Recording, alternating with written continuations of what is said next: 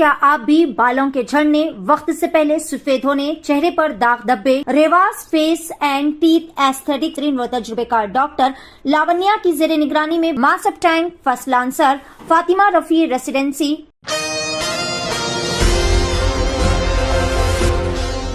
नाज़रीन अस्सलाम वालेकुम आदाब। मैं Maryam Fatima Asian TV news की स्पीड न्यूज़ में आप सभी का इस्तकबाल करती हूँ। देखते हैं 10 मई की स्पीड न्यूज़। हाथरस यूपी में दलित खातून की इज्तिमाई इस्मतदरी मामले में मसूद अहमद को गिरफ्तार करके इन पर UAPA और ED के मामला दर्ज किए गए थे, ताहम दोनों ही मामलों में इन्हें जमानत मिल गई है। याद रहे कि इनके साथ सिद्दीक कपन, रऊफ शरीफ और अतीकुर रहमान को भी गिरफ्तार किया गया था।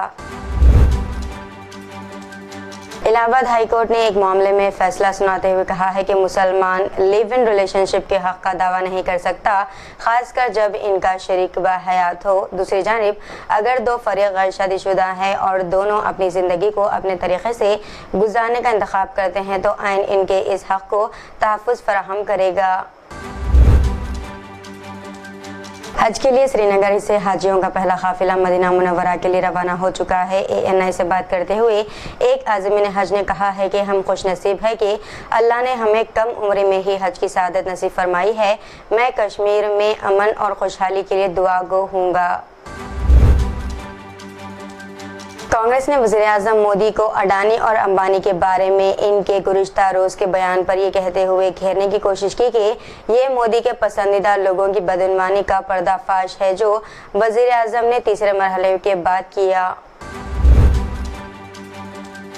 एक तरफ जहां रियासत के मुख्तलिफ अजला में दर्ज हरारत 40 से 44 डिग्री पार कर चुका है तो दूसरी तरफ वद्रब में एक बार फिर बेमौसम बारिश की आमद से लोगों को गर्मी से राहत मिली है, लेकिन बारिश और ज़ालाबारी के सबब आम की फसल को भारी नुकसान भी पहुंचा है। इसके अलावा बारिश के सबब कई फ्लाइट्स भी मुतासिर हुए।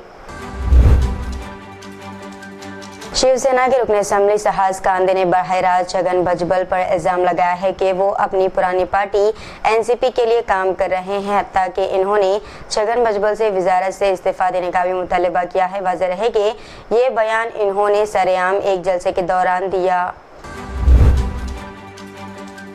बीजेपी के सीनियर लीडर और साबिक़ रियासती वज़ीर चंद्रकांत पाटिल के शरद पवार को शिकस्त देने के ताल्लुक से दिए गए एक बयान पर अजित पवार नाराज़ हो गए हैं। इन्होंने चंद्रकांत पाटिल से यहाँ तक कह दिया है कि आप आइंदा बारामती ना आए। याद रहे कि चंद्रकांत पाटिल के बयान की वजह से बारामती में NCP और BJP दोनों ही के तय अवामी नाराज़गी बढ़ सकती है। अखिलेश यादव ने बहराज में कहा है कि अवाम ने पहले, दूसरे और तीसरे मरहले की वोटिंग में बीजेपी को काफ़ी पीछे कर दिया है। चौथे मरहले और अवाम बीजेपी के मंसूबों को रोकने का काम करेंगे। महबूबा मुफ्ती ने श्रीनगर में कहा कि लोग समझ चुके हैं कि बीजेपी कोई काम नहीं करना चाहती, सिर्फ नफरत फैलाना चाहती है। राहुल गांधी ने इंडिया इत्तेहाद की हुकूमत बनने पर आइंदा 15 अगस्त तक 30 लाख वैकेंसियों पर भर्ती का अमल शुरू करने का वादा किया है। ये वादा इन्होंने एक वीडियो पैगाम जारी करके किया है और मुल्क के नौजवानों से वज़ीर-ए-आज़म नरेंद्र मोदी के बहकावे में न आने और कांग्रेस को वोट देने की अपील की है। दिल्ली असेंबली के स्पीकर राम निवास गोयल ने लोकसभा इंतखाबात में बीजेपी की आमिरियत को शिकस्त देने पर जोर देते हुए कहा कि हर इलेक्शन में बीजेपी के लीडर झूठे वादे करते हैं और जीतने के बाद अपने हल्के से गायब हो जाते हैं। तुर्की की एक सोर्स ने कहा है कि तुर्की में एक प्लेन से कुल 190 अफराद को उस वक्त बहिफाजत निकाल लिया गया जब जनूबी एयरपोर्ट पर लैंडिंग के दौरान इसका एक टायर फट गया था, ताहम किसी मुसाफिर या प्लेन के अमले को चोट नहीं आई।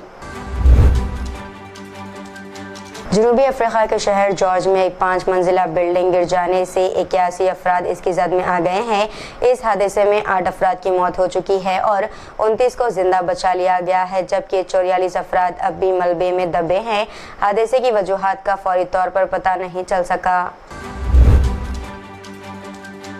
एक बोइंग जिसमें 85 अफराद सवार थे डाकार के एयरपोर्ट पर रनवे से फिसलकर 11 अफराद जख्मी हो गए हैं। वज़ीर ट्रांसपोर्ट और एक मुसाफिर के फुटेज में नजर आ रहा है कि प्लेन में आग लग गई है। वीडियो में मुसाफिर रात के वक्त हंगामी स्लाइडों से नीचे कूदते नजर आ रहे हैं, जबकि शोलों ने प्लेन के एक हिस्से को अपनी लपेट में ले लिया है। पस मंजर में लोगों को चीखते सुना जा सकता है। अमित शाह ने कहा है कि कांग्रेस का मुसलमानों को 4% रिजर्वेशन देने के फैसले के बाद शेड्यूल कास्ट और कबाइलियों को मुश्किलात का सामना है। इन्होंने कहा है कि अगर रियासत में बीजेपी को 10 हलकों पर कामयाबी हासिल हो जाती है तो मुसलमानों का रिजर्वेशन ख़त्म करके ये कोटा SC, ST और OBC को दिया जाएगा। रूस की राजधानी मॉस्को में एक इंटरव्यू में अमेरिकी सेनेट की साबिक मावन और कारकुन तारा रेड ने सदर जो बाइडन पर 3 साल कबल सेक्सुअल हैरेसमेंट का इल्ज़ाम लगाया है और इन्हें कानून के कटघरे में लाने की कोशिश जारी रखने की कसम खाई है। सऊदी अरब के वज़ीर ट्रांसपोर्ट सालेह बिन नसीर अल जासे ने ऐलान किया है कि आइंदा हज इन टेक्नोलॉजीज़ और इस तरह के मौसमी ट्रांसपोर्ट्स के इस तरह के तरीक़ों को चलाने के लिए मुनासिब माहौल के बारे में जानना ज़रूरी है। हम इक़दामात से मुस्तफ़ीद होने के लिए सबसे आगे होंगे और हज के सीज़न का इसमें सबसे ज़्यादा हिस्सा होगा। 2024 के सीज़न में उड़ाने वाली टैक्सियों और ड्रोन्स का तजुर्बा किया जाएगा। गजा में इज्तिमाई खबर से कम 39 लाशें बरामद हुई है और मज़ीद तलाश जारी। कुछ लाशें टुकड़ों में या सरों के बगैर मिली हैं। जंग के दौरान गजा की पट्टी में 7 इज्तिमाई खबरें दरियाफ़्त हुई, जिनमें अल-शिफा में 3, जनूबी गजा के नासिर हॉस्पिटल में 3 और शुमाल में कमाल अदवान हॉस्पिटल में 1 खबर शामिल है। फ़लस्तीनी हुक्काम ने बताया कि इन खबरों से 520 से ज़ायद लाशें दरियाफ़्त हुई हैं। हैदराबाद से 283 आज़मीन को लेकर पहली हिंदुस्तानी हज फ़्लाइट 9 मई जुमेरात को सालाना हज की अदायगी के लिए मदीना मुनव्वरा पहुंच गई है। प्रिंस मोहम्मद इंटरनेशनल एयरपोर्ट पर सऊदी अरब में हिंदुस्तान के सफ़ीर डॉक्टर सोहेल और हिंदुस्तान के consul general CGI Mohammad Shahid Alam और दीगर ऑफिसर्स ने आज़मीन हज का इस्तकबाल किया।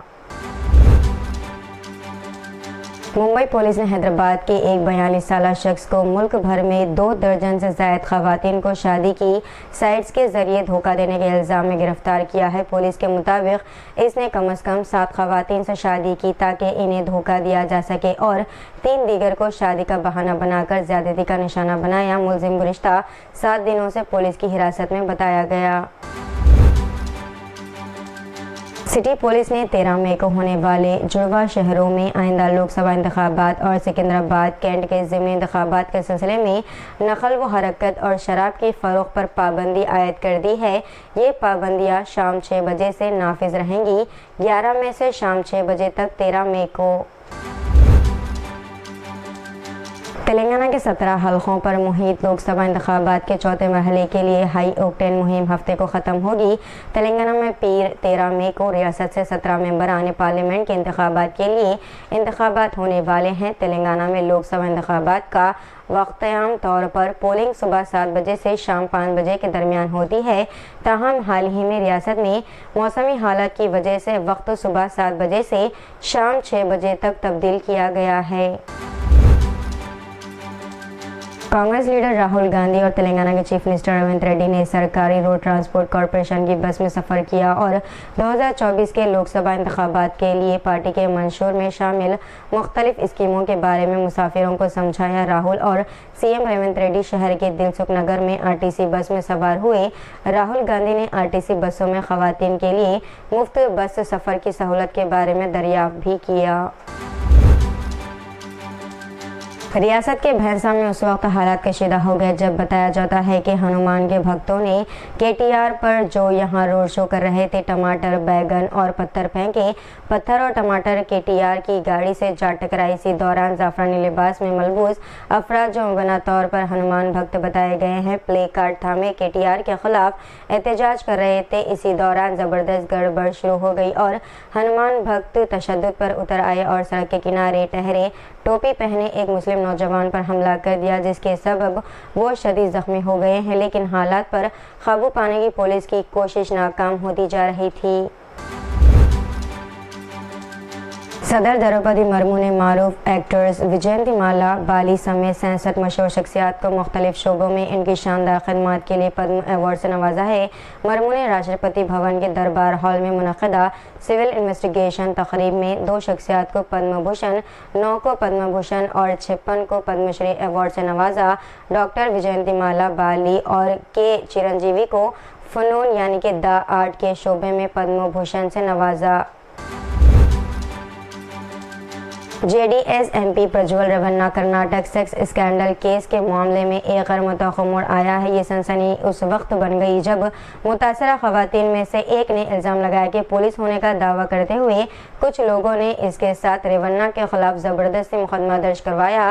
इसका ऐलान खुद खवातीन के कौमी कमीशन ने किया है। कमीशन ने कहा है कि इस मामले में जिन खवातीन ने शिकायत की थी इनमें से एक ने इन्हें बताया था कि इसे धमकी दी गई थी और रेवन्ना के खिलाफ झूठे इल्ज़ामात लगाए गए थे। तो इतनी नाज़रीन आज की स्पीड न्यूज़, दीजिए इजाज़त। हमारी फातिमा को मिलते हैं अगली स्पीड न्यूज़ में। तब तक के लिए हमारे चैनल एशियन टीवी न्यूज़ को लाइक, शेयर और सब्सक्राइब करना ना भूलिएगा। अल्लाह हाफिज़।